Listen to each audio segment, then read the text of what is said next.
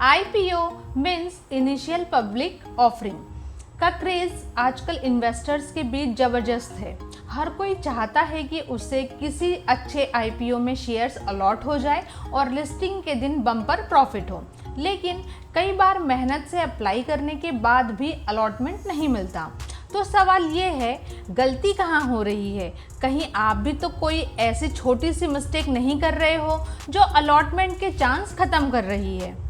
Hello friends, मैं हूं वर्षा और वैल्यू इन्वेस्टिंग विद वर्षा में आपका स्वागत है। इस वीडियो में हम लोग डिस्कस करने वाले हैं आईपीओ अलॉटमेंट। क्या आप भी ये गलतियां कर रहे हो? आईपीओ में अप्लाई करने से पहले क्या बातें ध्यान में रखना चाहिए? तो इस वीडियो को आप लास्ट तक ज़रूर देखिएगा।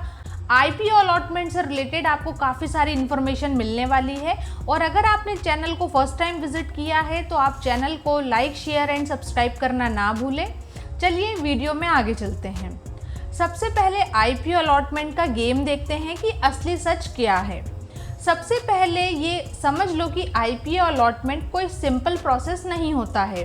जब कोई कंपनी आईपीओ लॉन्च करती है तो लाखों लोग अप्लाई करते हैं, लेकिन शेयर्स की क्वांटिटी लिमिटेड होती है। For example, Ather Energy IPO जो 28 अप्रैल 2025 को ओपन हुआ और 30 अप्रैल को क्लोज।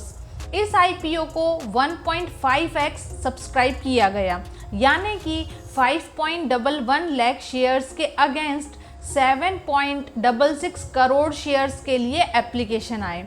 तो ऑब्वियस है कि सबको शेयर्स मिलना पॉसिबल नहीं है, इसीलिए अलॉटमेंट एक लॉटरी सिस्टम जैसे होता है। अब ये देखते हैं वो कॉमन मिस्टेक्स जो आईपीओ अलॉटमेंट का चांसेस घटाती है। तो सबसे पहली मिस्टेक है एक ही पैन से मल्टीपल एप्लीकेशंस अप्लाई करना। काफ़ी सारे लोग सोचते हैं कि एक ही पैन नंबर से मल्टीपल बार अप्लाई करने से चांसेस बढ़ेंगे। गलत सोच है ये। सेबी के रूल्स क्लियर है, एक पैन नंबर से एक ही एप्लीकेशन वैलिड होती है। अगर आपने गलती से मल्टीपल एप्लीकेशंस डाल दिए हैं तो सब रिजेक्ट हो सकते हैं। इसका सॉल्यूशन ये है कि अपने फैमिली मेंबर्स के अलग पैन नंबर और डीमेट से अप्लाई करिए, सबके अलग एप्लीकेशंस वैलिड होते हैं। सेकंड मिस्टेक है बैंक और डीमेट में पैन नंबर मिसमैच। छोटी सी गलती है लेकिन बड़ा नुकसान होता है इसका। आपका पैन नंबर बैंक अकाउंट और डीमेट अकाउंट दोनों में एग्जैक्ट सेम होना चाहिए। अगर मिसमैच हुआ तो एप्लीकेशन रिजेक्ट हो सकती है। इसका सॉल्यूशन ये है कि आईपीओ अप्लाई करने से पहले अपनी पैन नंबर की डिटेल्स क्रॉस चेक करो। अगर मिसमैच है तो तुरंत उसे सही करो और फिर अप्लाई करो। थर्ड मिस्टेक है यूपीआई मैंडेट को अप्रूव ना करना। आजकल मोस्टली आईपीओ एप्लीकेशंस यूपीआई के थ्रू होती है। जब आप अप्लाई करते हो एक यूपीआई मैंडेट रिक्वेस्ट आती है, उसे अप्रूव करना ज़रूरी होता है, लेकिन कई लोग या तो इग्नोर कर देते हैं या फिर लेट अप्रूव करते हैं, जिसका रिजल्ट होता है एप्लीकेशन कैंसिल। इसके लिए एक टिप ये है या सॉल्यूशन आप बोल सकते हैं कि आईपीओ के लास्ट दिन शाम 5 बजे तक यूपीआई मैंडेट अप्रूव करना होता है, तो अलर्ट रहो, फ़ोन नंबर चेक करते रहो। फोर्थ मिस्टेक है रॉन्ग प्राइस सिलेक्ट करना, कट ऑफ प्राइस का मिसयूज़। रिटेल इन्वेस्टर्स के लिए कट ऑफ प्राइस चूज़ करना सेफेस्ट ऑप्शन होता है, लेकिन कई लोग एचएनआई कैटेगरी में अप्लाई करके गलती से कट ऑफ सिलेक्ट कर लेते हैं।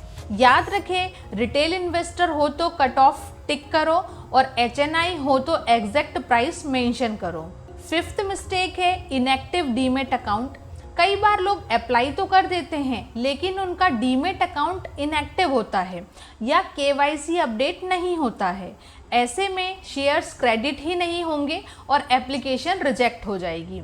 इसीलिए इसका सॉल्यूशन है डीमेट अकाउंट को एक्टिव है या नहीं ये चेक करिए और केवाईसी कंप्लीटेड है या पेंडिंग ये भी चेक करिए। आईपीओ अप्लाई करने से पहले अकाउंट वेरीफाई जरूर करना चाहिए। सिक्स्थ मिस्टेक है रॉन्ग लॉट साइज सिलेक्ट करना। हर आईपीओ का एक मिनिमम लॉट साइज होता है। अगर आप उससे कम या गलत क्वांटिटी में अप्लाई करते हैं तो एप्लीकेशन रिजेक्ट हो जाती है। For example, Ather Energy IPO में 1 lot is equal to 46 shares थे उससे कम अप्लाई किया होगा तो आपकी एप्लीकेशन इनवैलिड हुई होगी। इसके लिए सॉल्यूशन है कि आईपीओ की डिटेल्स को आप ध्यान से पढ़िए और करेक्ट लॉट साइज में ही अप्लाई करिए। नेक्स्ट हम लोग ये कवर करते हैं कि आप कैसे अपने आईपीओ अलॉटमेंट के चांसेस को बढ़ा सकते हैं।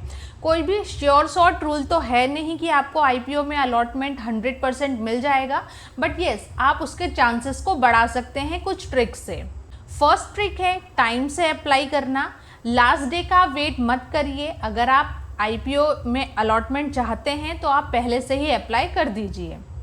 सेकेंड पॉइंट है फैमिली के अलग अलग पैन नंबर और डीमेट अकाउंट से अप्लाई कर सकते हैं।